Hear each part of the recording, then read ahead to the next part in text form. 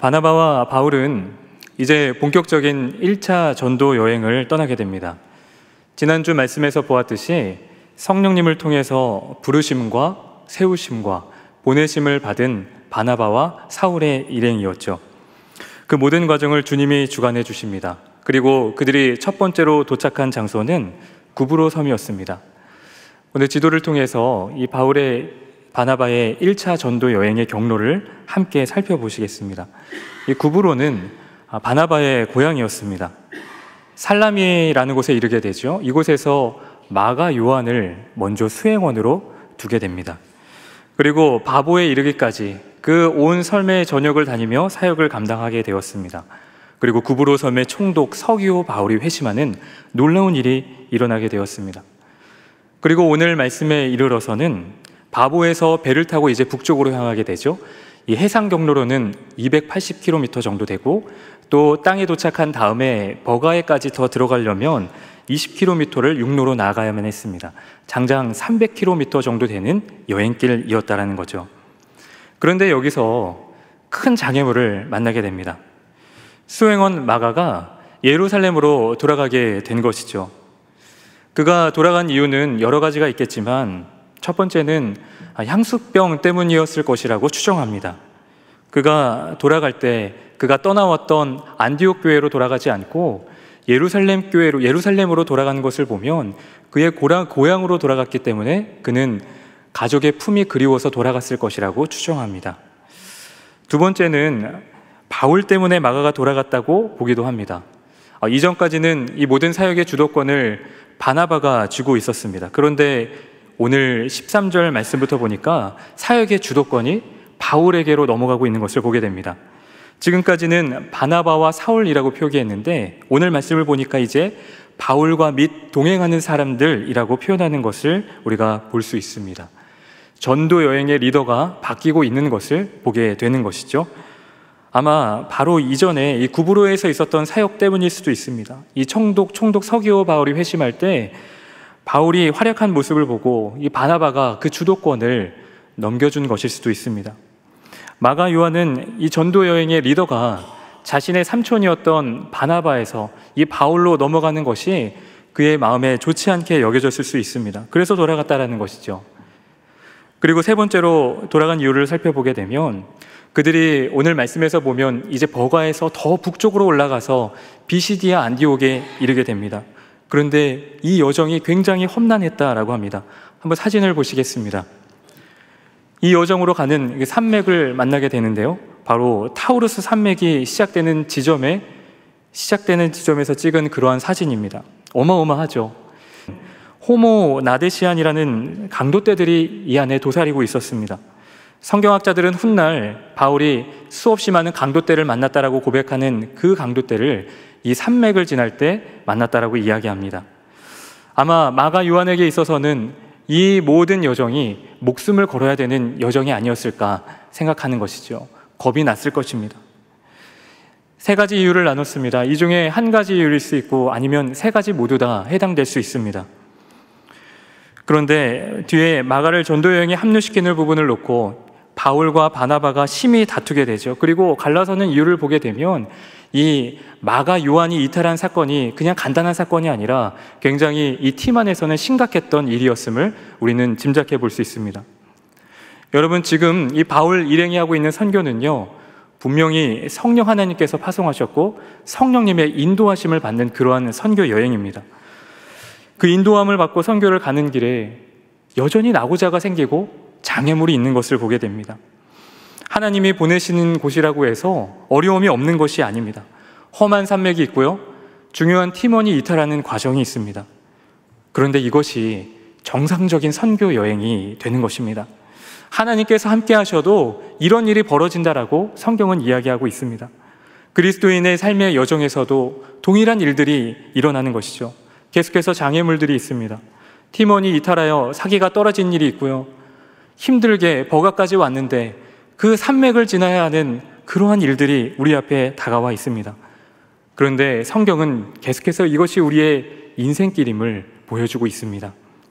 우리가 좋아하는 말 중에 꽃길이라는 말이 있죠. 그래서 덕담처럼 나누는 말 중에 꽃길만 걸으세요 라는 말이 있습니다. 저도 이 말을 참 좋아하는데요. 우리는 이 문제없이 평안한 삶이 이어질 때 그 길이, 그 인생길이 꽃길이라고 생각합니다. 그러나 성경은 믿는 우리의 인생길이 계속해서 광야길임을 보여주고 있습니다. 끊임없이 문제가 일어나고 산을 넘고 물을 건너가야 하는 것이 우리의 인생길이라는 것이죠. 그리고 그 길은 우리가 온전한 그리스도인으로 변하는 길이다라고 이야기하고 있습니다. 이것을 잘 알았던 존 버녀는 그의 책 철로 역정에서 그리스도인들이 걸어가는 성화의 삶을 그러한 길로 그려내고 있습니다. 복음 들고 나아가는 그러한 발걸음, 이 땅에서 그리스도인으로 살아가는 우리의 발걸음에 수없이 많은 어려움이 있을 수 있습니다. 이런 상황에서 믿음의 사람들은 어떤 마음을 가져야 될까요? 어떻게 하면 이 상황을 하나님께서 뚫고 나가게 역사하여 주실까? 하나님께서 어떻게 하면 이 모든 상황에 인도하심을 우리 가운데 주실까? 그러한 기대를 가져야 한다는 것입니다.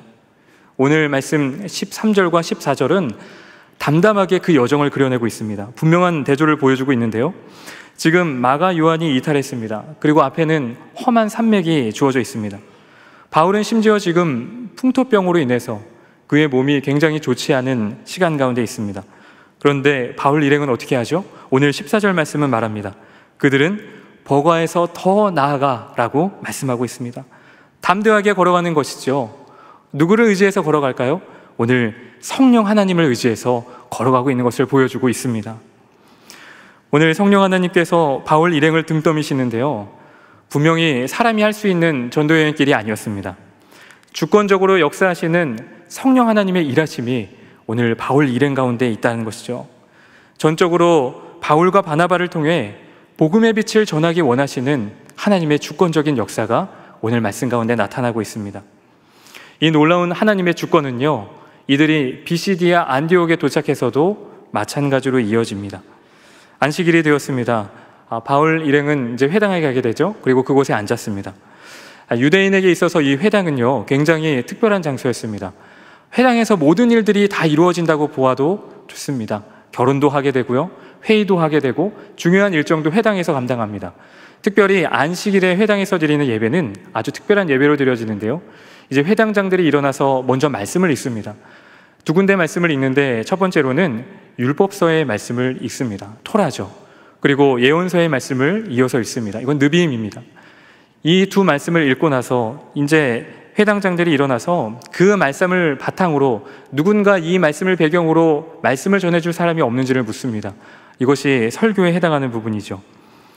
그때 보니까 보통 랍비들이 일어나서 그 말씀을 정했는데 바울이 랍비처럼 보이는 거예요. 그리고 바울은 이 기회를 놓치지 않았습니다. 당당하게 회중들 앞에 일어섭니다.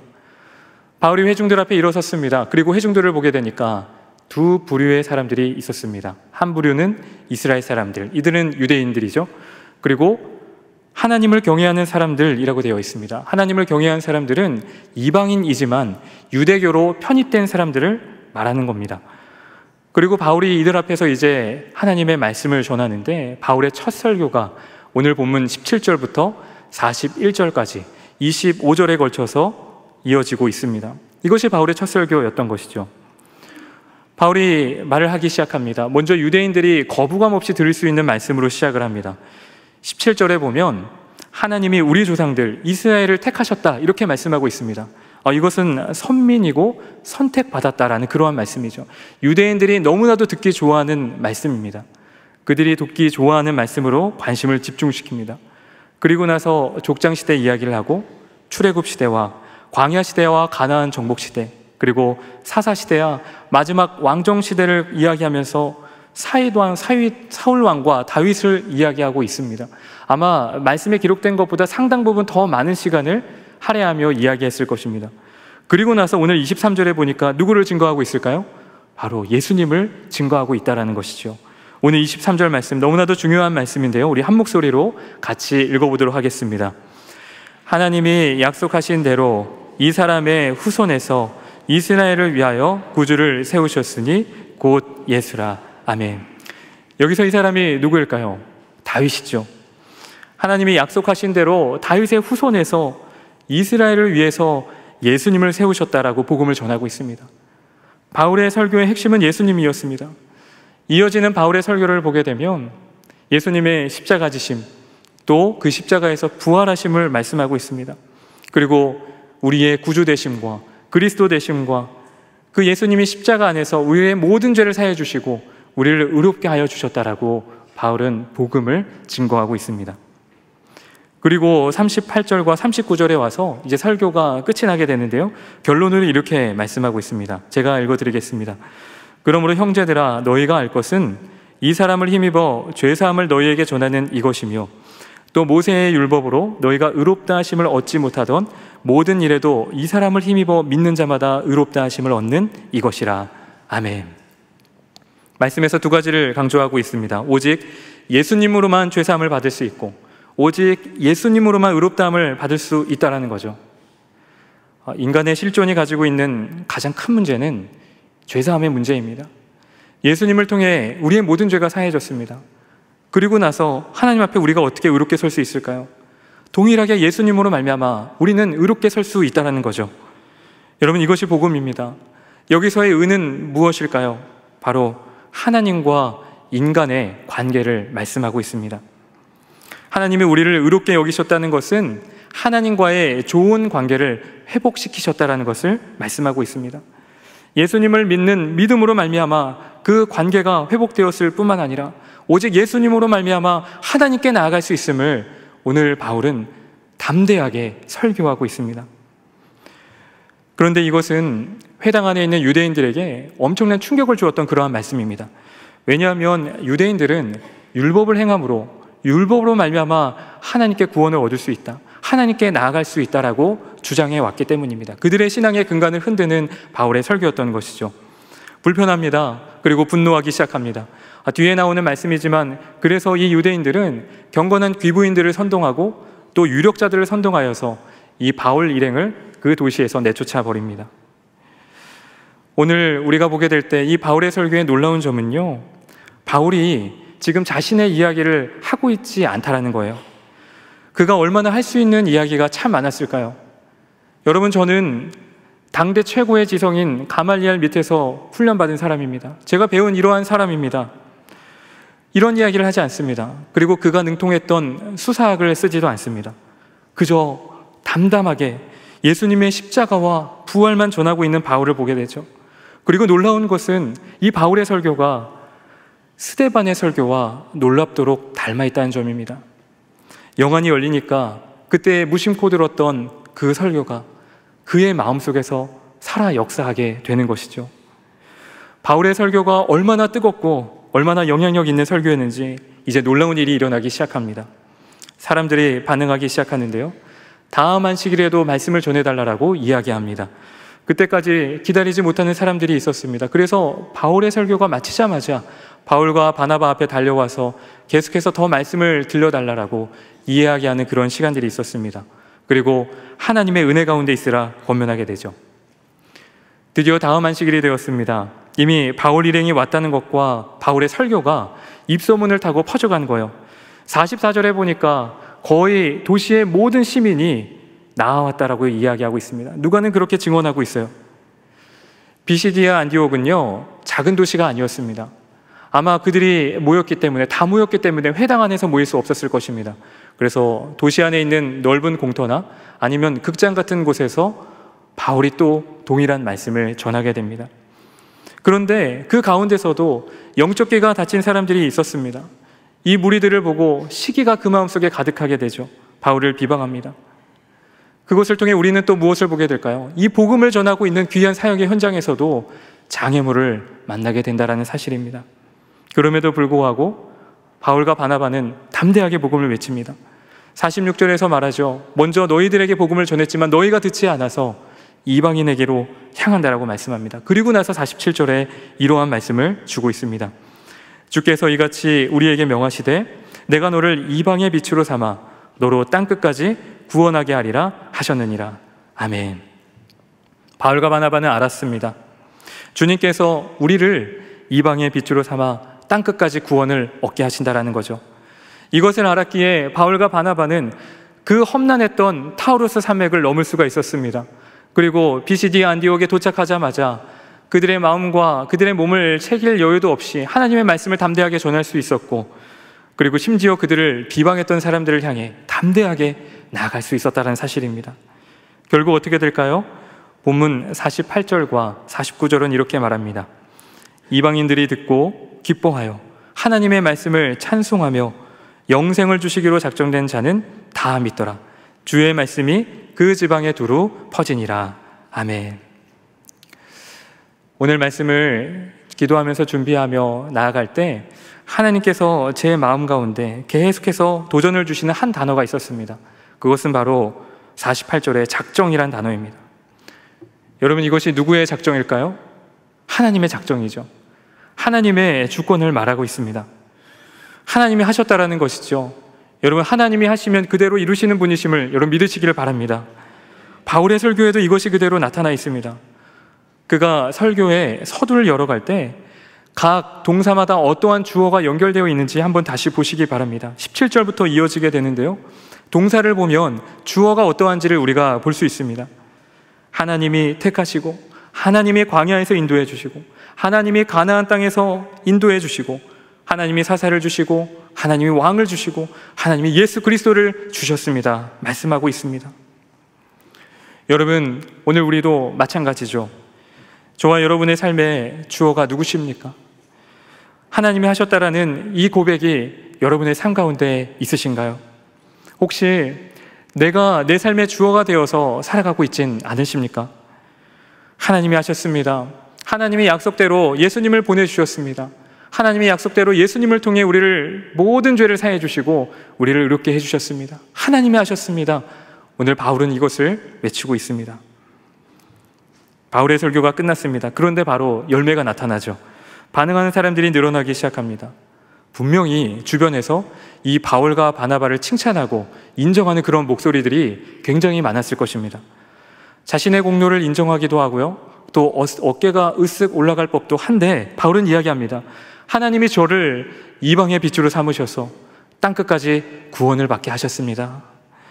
여러분, 이것이 얼마나 놀라운 고백인지 보시기 바랍니다. 자신이 드러나지 않고 있어요.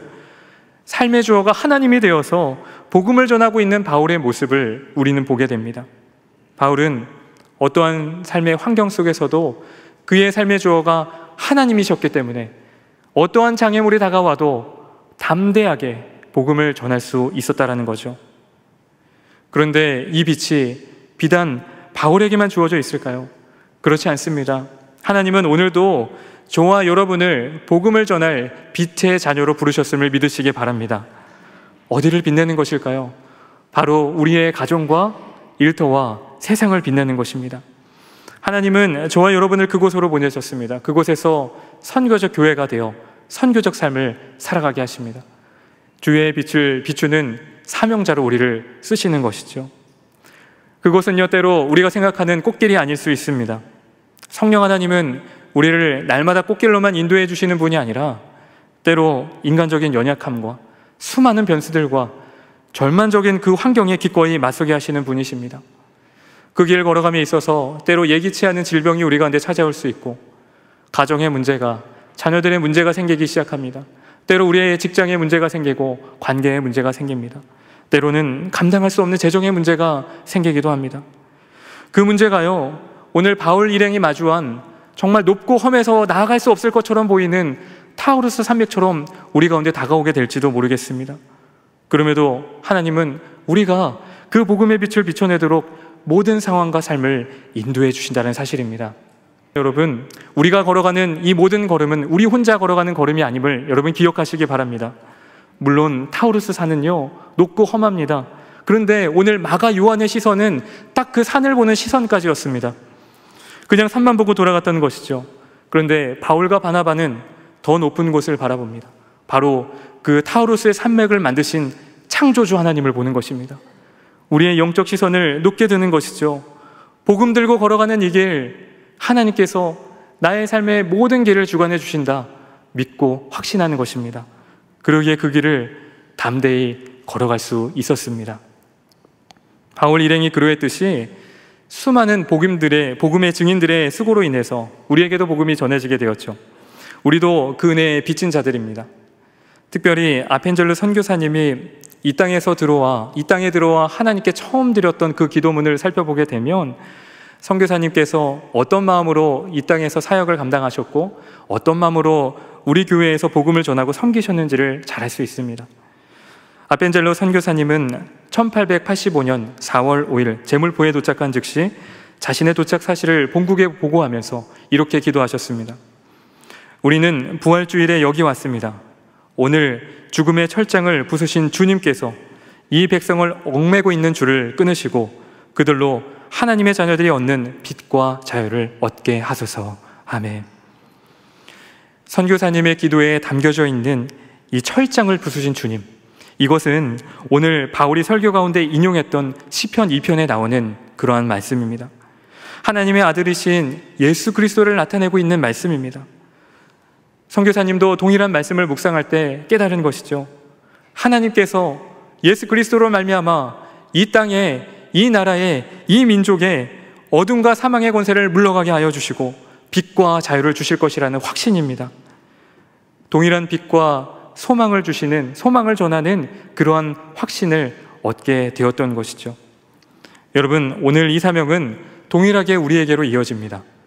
아펜젤로 선교사님이 하나님의 뜻을 전하기 위해서 이 땅에 왔듯이 우리도 또 다른 이 시대의 아펜젤로가 되어 이 세상 가운데 나가야 되지 않겠습니까?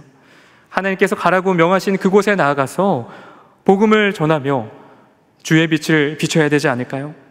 하나님의 자녀들이 우리로 말미암아 빛과 자유를 얻게 되어야 된다는 것이죠. 이것이 오늘 저와 여러분에게 주신 하나님의 소명과 사명인 줄로 믿으시기 바랍니다. 결국 바나바와 바울은요, 그렇게 뜨겁게 복음을 전했음에도 불구하고 핍박을 받고 그 도시에서 쫓겨나 이고니온으로 떠나게 됩니다. 그런데 오늘 52절에 보니까 그곳에 남은 제자들은 기쁨과 성령이 충만했다라고 기록하고 있습니다. 비단 그곳에 남은 사람들이었을까요? 아니죠. 그 장소를 떠났던 바울 일행도 기쁨과 성령이 충만했을 것입니다.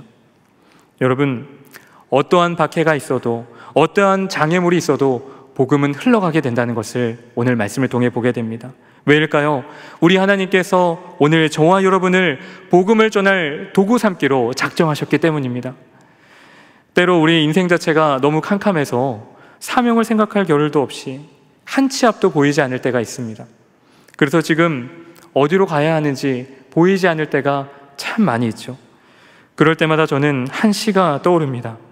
터키의 시인 나짐 히크메트가 감옥에서 쓴 진정한 여행이라는 시입니다. 시에는 이렇게 기록되어 있습니다. 가장 훌륭한 시는 아직 쓰여지지 않았다.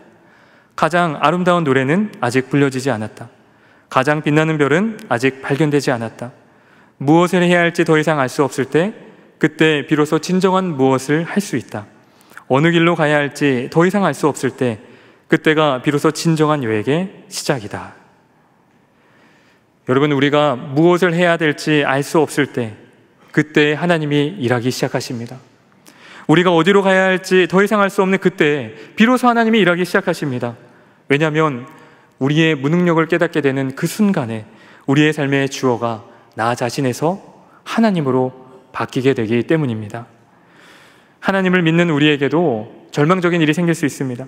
가정과 일터와 세상에서 복음을 전하는 그 과정 속에서도 장애물들이 다가올 수 있습니다. 그러나 바로 그 상황 자체가 하나님께 바톤을 넘기는 기회임을 여러분 믿으시기 바랍니다. 그럴 때 하나님께서 우리의 삶에 가득한 그 죽음의 철장을 부수시고 얽매여 있는 우리의 줄을 끊으시고 우리에게 참된 빛과 자유를 얻게 하실 줄로 믿습니다. 오늘 그렇게 복음의 빛을 세상 가운데 온전히 전하시는 저와 여러분들이 다 되시기를 주님의 이름으로 간절히 축원합니다.